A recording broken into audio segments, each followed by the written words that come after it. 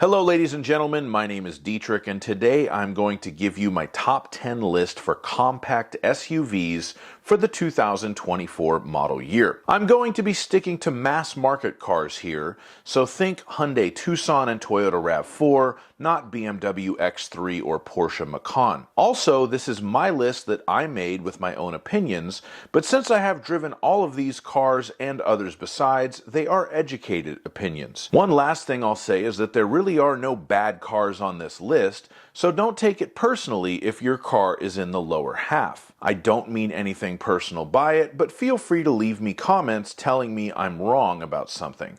Now let's get started. At number 10, we have the Nissan Rogue. The Rogue does have quite a few positives going for it. It looks nice, it's roomy, and its ProPilot Assist technology is one of the best such systems in the class, and its 1.5-liter variable compression engine is a hugely impressive piece of engineering on paper. In practice, this engine lets down the package with its variable refinement based on how much boost it's huffing and its disappointing fuel economy, which scored about 4 miles per gallon lower than its EPA highway rating in my real-world highway test. Add to that a ho-hum chassis that doesn't have a super smooth ride or great handling, and that's enough to land the Rogue at the bottom of my top 10 list for this hyper-competitive segment. At number 9, we have the Toyota RAV4. I know this one is going to ruffle some feathers because the RAV4 is a hugely popular vehicle, and I know I have a lot of Toyota fans who watch my channel. I'll start by saying there are plenty of reasons to buy a RAV4. It is extremely practical, it's roomy, Toyota obviously has an excellent reputation for reliability and resale value, and no matter which version you choose, all of the current RAV4 models get great fuel economy. Of course, the better the fuel economy is, based on it being a hybrid or a prime model, the Toyota dealers will typically mark them up higher, hurting the overall value proposition. And I also just really didn't like the way this car drives, and I found the interior layout odd and the seats to be uncomfortable. 9th place. At number 8, we have the RAV4's sworn enemy, the Honda CR-V. The CR-V is a pretty fresh design, being all new for 2023. I much prefer driving the hybrid version here, but all new CR-Vs are appealing. The car is attractive inside and out, and it is nice to drive with a much more refined chassis than that 9th place RAV4. But again, this is a hyper-competitive class, and one thing I can't forgive the new CR-Vs for is the giant hump in the load floor when you fold down the back seats. This impediment to the cargo room definitely costed in the final ratings, and I just don't understand how the engineers at Honda let the new CR-V into production with this glaring flaw. At number 7, we have the Volkswagen Tiguan. The Tiguan scores some quick points with its peppy turbo engine, solid Germanic driving feel, and standard third-row seat that you might actually be able to use for smaller people. Add in the standard digital cockpit, heated front seats, and keyless access and good safety features, and the Tiguan justifies its slightly higher than average base price in the class. Of course, that peppy turbo engine does cost it a few MPGs, giving the Tiguan some of the worst EPA mileage ratings on this list. Combine that with so-so looks, in my opinion, and VW's somewhat spotty record for long-term reliability, and it is relegated to number 7 on my list. At number 6 on my list is the Kia Sportage. Historically, Kia is a value-focused brand, but their quality has increased by leaps and bounds over the past 15 years. However, in some ways, the entry-level Sportage is still a great value. Wireless Apple CarPlay, backseat air vents, and rear parking sensors were all standard on the base model Sportage LX Hybrid I drove last year. But there were still some odd features missing that I might expect at that price point, and my fuel economy test in that hybrid Sportage missed its EPA highway target by almost 5 miles per gallon. That gave me flashbacks of Kia lying about their advertised MPG, and the cruise control didn't work on the specific car that I drove. Maybe I should have switched this one and the Tiguan on the list now that I think about it. Anyway, moving on. At number 5, we have the Ford Bronco Sport. To my eye, the Bronco Sport looks great. It might actually be the best looking car on this list, and it has a thoughtful interior with lots of cool little touches. Its 1.5-liter EcoBoost 3-cylinder does not have the same variable compression system that the Nissan Rogue does, and it is better off for it. It beat its EPA rating in my fuel economy test by 3 miles per gallon, and it was very nice to drive to boot. The ride is slightly stiff, but the handling is above average, and that's a trade-off I'll take. The Bronco Sport's biggest Achilles heel in this list is its list price.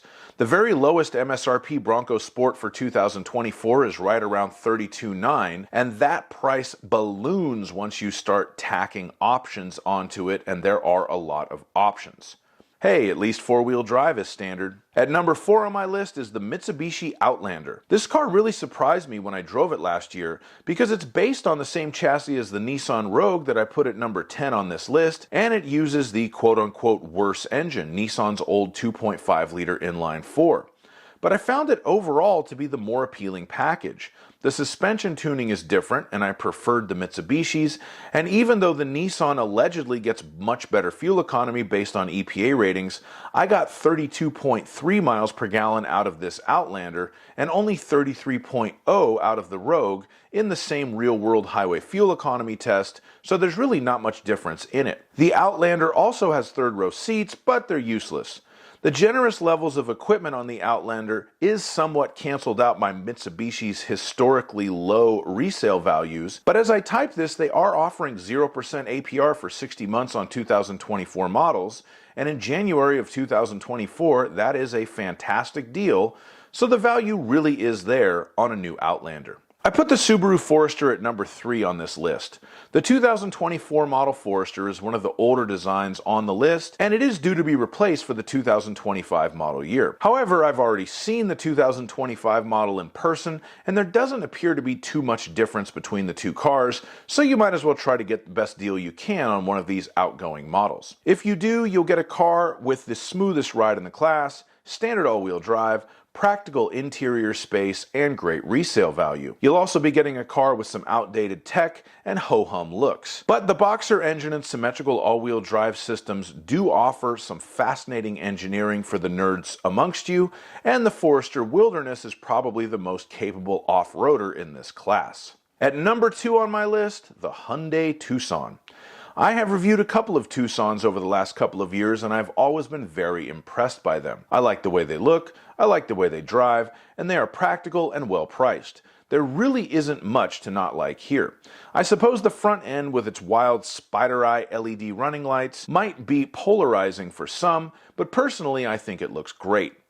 You have a wide range of choice when it comes to equipment levels and drivetrains, from entry-level 2.5-liter non-turbo engines all the way up to plug-in hybrid limited models that offer some of the coolest features you can get in a car in this class, like the blind view monitor cameras and ambient sounds in the cabin to calm you down when you're stressed out.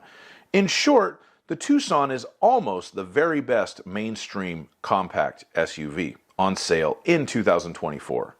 Almost, but at number 1 on my list is the Mazda CX-5. Although the price has gone up a bit for 2024, the base CX-5 offers amazing value for the features you get, including rain-sensing windshield wipers, all-wheel drive, blind spot monitors, leatherette seats, and adaptive cruise control. Of course, to really love something, it has to have human qualities, and to have human qualities, it has to have flaws, and the Mazda CX-5 has a few. The 10.25-inch infotainment screen is smaller than it sounds like it should be, and it is not a touchscreen.